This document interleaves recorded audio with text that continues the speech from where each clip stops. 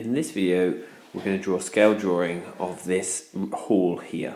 Now, what we know is the scale I've got to use is for every centimetre in my scale drawing is 12 metres in real life, and the hall is 60 metres long by 24 metres. So I'm going to follow these steps. So step 1, calculate scaled length by dividing by scale. So for the length here, it is 60 metres. So in my scaled one, I divide by the 12, so 60 divided by 12 is 5 centimetres. And its breadth, it is 24 metres. And my scale says that 1 centimetre for every 12 metres. So divide by 12 and I get 2 centimetres. Right, let's draw this scale drawing. So I'm going to use my ruler, here it is. The first thing I'm going to do is draw a line that's 5 centimetres long. So let's get that line there, that's 5 centimetres, good. And now swing my ruler around so that it's at right angles.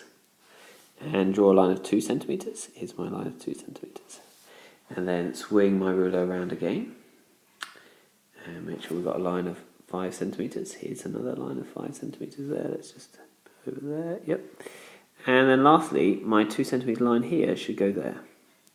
So there's my diagram. Now obviously yours would be hopefully a lot neater, as you don't need to use an iPad to do it. And there is my scale drawing. And always when you do scale drawing is you need to write down the scale next to it as well.